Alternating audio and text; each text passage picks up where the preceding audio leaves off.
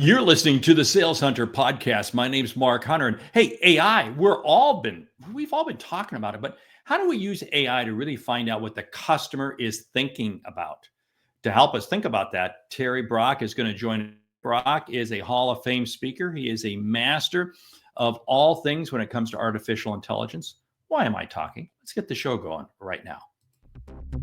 You're listening to the Sales Hunter podcast with Mark Hunter, where the focus is to help you as a sales leader sell with confidence and integrity. And now here's your host. Wouldn't you love to know what your customer is thinking? Not what they've done, but what they're thinking. Helping me unpack that today is Terry Brock. Terry, welcome to the show. Great to be with you, Mark. Really looking forward to having some fun today and learning a lot. Yeah, we are, because you are so far into AI. It's amazing. Every time I talk with you, every time I get one of your notes, you share something absolutely fascinating. But you really want to unpack today, how do we really understand what the customer is thinking, which is really getting proactive out there, which is kind of the next level of AI. So why don't you unpack that for the audience? How do they do that? Sure. Sometimes when you talk to somebody, you say, how you doing? And they'll give you, we're fine. It's okay. And something's wrong there, but they don't want to tell you. That's just human nature. Or that, yeah, everything's fine. You're going to renew. Well, we're thinking about it, which means, oops, something's on there. So what you want to do is you want to find out what they really mean. Well, how do you do that? Well, you can kind of think, where do people express a lot of their feelings, their pent up emotions? Where do they do it? Well, today, social media.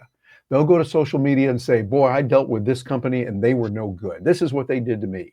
Or I don't like them because the sales clerk I talked to yesterday was blah, blah, blah, blah, and they'll just let it rip. And sometimes they become rather vocal, maybe a few colorful military terms that they'll use. And we see that around there. What you want to do is you want to be able to tap into that, not just for one person, but for segments. So you can say, what are people saying about our brand? What are they saying about the company? What are they saying about the industry? Do they like something? That's another thing you want to know. Well, social media has been really good to make sure we can air a lot of that. And when we can tap into that, hey, now we got something. And so one of the beautiful things about social media is that it ties into AI. So AI can say, okay, well, let's find out what's going on there and what's available publicly, what's available. We're not going to break anyone's privacy, but we want to find out what's going on. So sometimes people might go over to a platform like Facebook or Reddit, particularly. X is well known for that, formerly Twitter. And so people will say, I like this, or I didn't like that, or I feel strongly about this. One of the nice things you can do with a tool called Perplexity, which is kind of like ChatGPT. It does some other areas. It is not so much they say we're not a search engine, we're an answer engine. And they give answers of what people are looking for. There's a setting that you have, which is really nice. Several settings you can go in there. You just change what's called the focus. If you're using Perplexity, which by the way, they have a free version, and I used that free version for about 1.5 years and loved it. Just thought, hey, I'll get into some of the other goodies for paid. You can do more. But one of the focuses that you can use is called social. So you click on that, and what it's doing is it's going deep into what people are saying on places like Reddit and those other tools that we talked about. You can go in there in those other platforms and find out what are people saying about this company or about that company, or what are they saying about this topic. This is real good to find out what people believe on certain issues. Like back during the election that we had last year, you could find out what the other side is saying and what their arguments were, which could be very informative. Let's face it, we all have our opinions. We all have strong beliefs in certain areas. Politics would be one of them. Let's say here's hot issue. And on this hot issue, you have people on this side, and you have them on this side. And maybe you're over here on this side, whatever that is. It's a good idea to say, okay, tell me what the others are saying on that other side and give me their arguments. This is done peacefully. It's without arguing. You're talking to a machine. You're finding out what they say. Well, you can do the same thing, finding out what they think about your company. What kind of service are they getting? And you are able to get this by doing several prompts. I would say you want to keep asking what do they think? What do people like? What are people saying they didn't like? Not only for your company, but your competitors. Be nice to know, hey, when you're going in to talk with someone, they're not really happy with their current supplier. They're finding that they had several nasty things to say about them? Well, when you can find that out on social media for free on tools like Perplexity, or now you can do it also over on ChatGPT with their O1 focus, it lets you carry on a discussion and find out what's going on. And by the way, Mark, that'd be a good way to do it. With Hey, social media, use it yeah. as an ongoing conversation. Okay, I love what you unpacked, and you unpacked something very different there. Using it to find out what social media is saying about an industry. You're selling into an industry, and it allows you to really find out what people are thinking, what they're saying. And that's a different look than I think a lot of people have thought about when it comes to social media. That's powerful. You also raised a real key point about competitors, because again, if I'm going up against a competitor, don't I want to know what's going on out there? And if I can use a tool like Perplexity to kind of gather all those insights, is there a way in Perplexity to get it to be time sensitive? In other words, say something has occurred recently and kind of narrow Perplexity's search into just that window of time? Yes, and everything there is done just like we do it in so many others with the prompts. So what you would want is not just say, what do they think? But you would want to say, okay, given the last quarter from this date to this date, what kind of sentiment are we finding out there? Which is really what we're going for, sentiment analysis. That's the key. Sentiment analysis. We're finding out, what do people really think? What do they really like or not like? And what are they complaining about? I was working with a client where I was giving a presentation, and they were serving the public, serving customers. We showed them how they can find out what customers are really looking for industry wide, not just at their store, but also let's get real nitty gritty then for this store in this town, in this part of town. Find out, what are they saying? Do people have any complaints? Do they have any compliments on that? We want to know that too. Hey, it might be they went to this place. They said, I had such great service. When I worked with Bob there and with Mary, they were both incredible. That's Yeah. good information to know. That is outstanding. What I love this, it's really an ability to tap into research Yes. that we're not normally seeing. And because we're getting it a little bit time driven, and because it's coming from the first source, the person's actually posting it. Mhm. Uh, I would imagine it could also help you determine what's the language you should use or what's the language you should not use in a conversation. Is that an option? Is that an Yeah, idea? I think it would just be, what you would want to do is get real specific. Tell me the language there that people are saying. The prompt would be something like this. Tell me about people in the widget industry that are buying, and what they are buying, what they like and what they don't like in last quarter of last year. For Q4 last year, what kind of sentiments were people talking about? What did they like? What did they not like? And what are they saying they wish that we had this. They're sorry that we're out of this and they would like to have more like this. Also, what are they saying about competitors? We're ABC company. What are they saying about companies D, E, and F? We want to find out from that as well. So you would design your language really in English. Just kind of like they say, the most popular programming language today is English, because now we can type it in our own words. We can say, this is where we are. Tell me about that. And I think it would be good for all salespeople and everyone using AI. Look at it as a conversation. We're used to Google, where we type in something like, what is the capital of Russia? And it comes back and says, Moscow is the capital of Russia. It might go a little in depth on some history or some things going on. Okay, that's nice. But with ChatGPT, with Perplexity, with other tools, the LLMs, large language models that we're using, you want to look at it as if you were walking down the hall, you're the CEO, and you got some of the experts in the world that you have hired. And you look down the hall, hey, Mary's door is open, and Mary is excellent on email. She just really knows that. She is a world-class expert. You've got a meeting with Mary. You walk in, you say, oh, Mary, let's talk about what we're doing with email right now. How can we frame that better? What can we do here? Yeah, but what about this? You have a conversation with Mary, listening to her, asking a lot of questions of email expert Mary, my hypothetical here.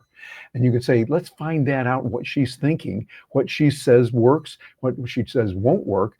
And then we can, with ChatGPT, with Perplexity, we can try all these different scenarios and come up with answers that we just couldn't get with a plain Google search before. That's why, again, Perplexity talks about itself as not a search engine, but we're an answer engine. I think it's pretty amazing. I think it's pretty cool. I'm going to spin this around a little bit. Could I ask Perplexity questions that I want to ask my customers and get Perplexity to kind of answer as to how customers who I'm looking for, my ICP, my ideal customer profile, might respond? Oh, yeah. And even better, what you could do is here, I've been doing that just this morning using my phone here. I was using ChatGPT, talking to it, literally. Talking to it. I had a tech question. How could I do this in a program I use called Ecamm? And then another program I said, how do we do this? And it gave me some ideas. And I said, that didn't work. I'm looking at my screen right now here on my laptop, and I don't see that. And he said, oh, well, let's try it this way. We kept trying different options until I got the answer. I thought, this is amazing. So what you would want to do is to say, pretend that you are act as a customer of Blue Widgets here in Anytown, USA. I'm selling Blue Widgets here in Anytown, USA. And I want you to tell me what people like about that. What kind of experiences have they had that they didn't like? Which companies do they tend to favor? What do they like about this? And get real nitty gritty about your industry, your product and service that would be specific that people would be asking about, and say, I want you to act as a customer in this environment. What are you asking? And actually you can frame it up to say, and I want you to respond to me vocally. Tell me what you think. If you're using what's called advanced voice that's available in ChatGPT, they have regular conversation also with Perplexity. Matter of fact, when I was doing that a session just with myself and on a very hot topic in the election, I had my opinion here. And I said, I want to hear what the other side is saying. So talk to me. And then it would come back and say, well, they believe this, this, and this. And I'd say, yeah, but what about, how do they answer this, this, and this? I'd say, oh, you raise a very good point, Terry. And it would literally use my name and say, Terry, you make a good point, but they also believe this, this, and this. I said, oh, well, that's interesting. Yeah, but what about this over here? So with a lot of yeah, but what about questions, we're able to find out a lot of information about what people believe, what they like. And in a sales environment, you can really find out some of the things that, well, they just don't always talk about in polite company. You are really setting it up to be using it as a role play scenario. In other words, Bingo. you're using AI to allow you to role play. Now, is there one AI platform out there that's better than the other if I wanted to do this kind of role play game? Well, they all have strengths and weaknesses. So that'd be kind of like saying, okay, you're in Dallas area, I'm in Orlando. Mark, I want to get from Orlando, I'm going to drive. I want to get from Orlando to Dallas. What's the best car to get for that? Right now, you're not going to do it because we got snow on the ground all over the South. So, hey, forget it. I'm sorry, you got what on the ground? Snow. Snow. Oh, here in Orlando, we don't understand. Yeah. You have to understand, see, in Miami, snow has a completely different meaning. I know. That's but that's a whole other thing. This is a family show. This is a family show. Yes, exactly.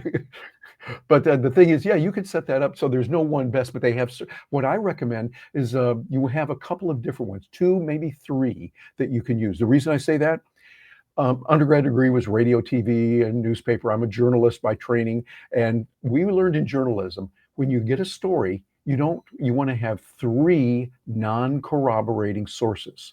I might go to this person here, talk to her. She tells me, well, this is what's going on in the world. Oh, okay. If I run back and print that or put that out on the air without doing any checking, that's not so good. That's not good journalism. I go to another person. Ooh, they don't know each other. They're not corroborating together.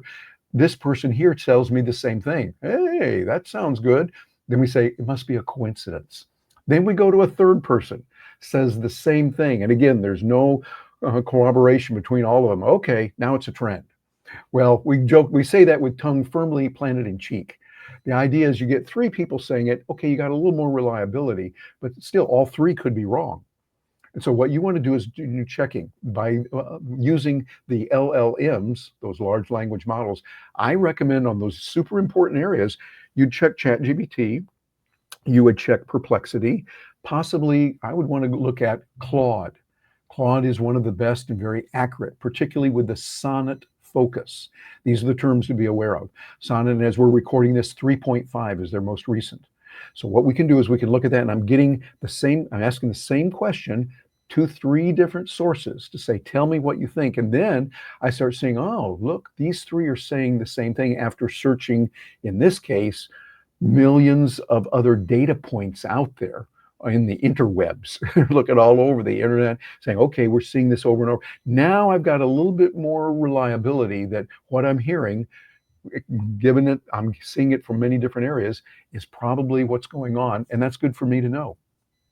I always thought that what you did was you go to 3 parties on any given night, and anything you learn at the third party then becomes third party research. Well, now that could be, Okay, now that's a bad joke. That's an old joke from that there you. is one way to do that. Yeah. Now, I want to come back because you are dispelling a rumor here that all AI is the same. Because there's a real common belief that I hear out there that, well, all AI is pretty much the same, no matter what, because they're all pulling from the same. And you're saying no, totally different, totally different. Yeah, exactly. They're looking at different sources. Sometimes they do what we like to say, the word is hallucinate. And they'll say something that's not quite true. Anyone that's used ChatGPT or Perplexity, others will see, yeah, sometimes that happens. The nice thing I like about Perplexity, and now being done more in ChatGPT, is they don't just say, here's the fact. They go, here's what it is, and here's a reference. We got that from this source right here. And one of the things you can do to make sure you're really getting the accurate academic information, the science information, there's another focus you can use. I mentioned the social focus that you could get in Perplexity. Another focus would be academic. So now it's saying, okay, we're going to put on blinders here. We're not paying attention to the current temperature. We're not going to pay attention to the current news and other things that are going on, as important as they are. We're focusing on literature. What has come out from an academic point of view, usually double-blind testing. It's using peer review. It's using all those wonderful thingies they're out there in the scientific method. And saying, okay, now I got a little more credibility. It's not just me saying, I think they ought to do this.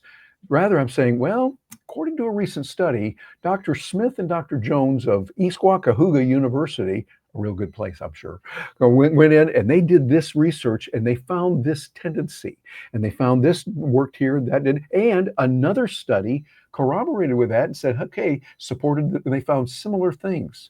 And so now I'm coming in, not just saying, well, my gut tells me. Well, with all due respect, our guts can be wrong sometimes. We think we're right and we get emotional. And yeah, I think I'm right. Let's step back and let the academic research that's out there tell us something, so it gives us even a little bit more reliable input of what's going on in the industry. What are consumers really saying? What irritates them about the products we might have or the service we have? What do they like particularly? And by the way, go into another one. Who is doing some creative work in that field? And so you start looking and go, okay, here in Anytown, USA, we're doing it this way. But whoa, over here in this other town, in East Wakahuga, they're doing that. But in West Wakahuga, they're doing something else. Now I can start seeing, hey, this is working over there. Nobody here in our town is doing that yet, and it's working there. It's worth at least a test. Let's try it and see what happens. Now you're getting a leg up over all the competitors because you're able to type in a few words or speak the right prompts into the large language model and start getting some answers that really translate into more sales. Okay, I love what you're saying here because you've really dispelled the myth that all AI is not the same AI. And again, it's how they look at it. So I think that's really key because I think for a long time when something new comes out, we accept everything as gospel. Yeah. And you begin to realize, it ain't quite what we think it is. Kind of like Facebook came out. Everybody thought, oh no, not quite. There's a shade to it. Hey, here's a thing. I challenge salespeople. You got to get knowledgeable on your industry. You've got to get knowledgeable. You've got to become the subject matter expert. What would be some strategies you would share for a salesperson saying they want to get knowledgeable on this? You just pick an industry. How would they use AI? What would be some of the best strategies, best approaches to do that? Oh, it's not only some of the best, but also the most fun, because now knowledge and education becomes really fun. What you can do is we know about the advanced voice that's available in ChatGPT, and Perplexity has the ability to talk back and forth as well. So now you can ask it to be a tutor for you in, let's say, biology. You want to learn biology. Say, as an expert PhD team of professional biologists, tell me, how do I get started with that? And tell me in the language that a 10-year-old would understand. So give me the term, and then I can start and hear it in a way. 10-year-old, I can relate to that. Yeah. So I can hear something that even I can understand. Okay, so this term is this, and this is because of that. And you have a question and answer back and forth. I'm doing that with learning my language. I'm studying Spanish right now. I've got a long, long way to go. But I say, tell me how you would say this phrase, this English phrase. I want to go to the store, for example, in Spanish. And so what it will do is it will come back and tell me that. And I say, okay, tell me that real slowly again. And then I say it. And then it comes back and says, Terry, you were doing well, but you want to change this word here. That one wasn't quite as good. This now becomes your tutor on whatever you want to learn, whether it's a language, biology, or how to be a better salesperson. Because now what I can do is I can say, I really admire certain sales trainers like Mark Hunter and Zig Ziglar and some others. And I want you to take the best of their literature, the best of their books, and tell me, how would I handle this gnarly situation? Or for instance, I've got someone who's really been disappointed with our company in the past. I'm going to just create a hypothetical here. They had some bad experience. Now it's my job to go in there and try to mend fences. What would Mark Hunter and Zig Ziglar say? And what would they say? And pick some of the best sales trainers and salespeople that you know. What would they tell me to do? Give me 10 steps that I can take to make sure I get along well, I understand what my customer is asking for, etc. And by the way, here's who my customer is. It's John Jones. He lives at 1234 Main Street. He's in this industry. Whatever is publicly available, not private, publicly available, tell me how I can best approach him. That gives you a lot more angles and learning and training that we can't get other places. See, I love what you just shared there. You dispelled that myth that, well, I just don't know enough about my industry. You can learn anything you want about your industry. All you need is any kind of one of those AI prompting tools, and you can get there. Hey, Terry, we got to wrap up the show. Absolutely fantastic conversation. We've been talking today with Terry Brock, Hall of Fame speaker, absolute guru when it comes to technology and artificial intelligence. Terry, how do people get in touch with you? Well, probably one of the best ways would be to go to terrybrock.com, and that can be spelled different ways. So it's Terry, and Brock is spelled the right way, Brock. So terrybrock.com, you'll see all the information there. And if I can help you out in something, seriously, if you got a question, say, hey, I saw you with Mark Hunter, got a question about da-da-da-da, just let me know. No charge. I just want to help you. It'll help me to understand what people are looking for, and we all win that way. I love it. Hey, another great episode today. Hey, you've been listening to the Sales Hunter podcast. What is it? 2 episodes a week. One, a long one like this, where we do a deep dive with a subject matter expert. Second episode, short, single topic for me, where we just cover one little issue in about 5 or 6 minutes. Why do I do the show? It's to help you see and achieve what you didn't think was possible. I'm Mark Hunter, the Sales Hunter. Great selling.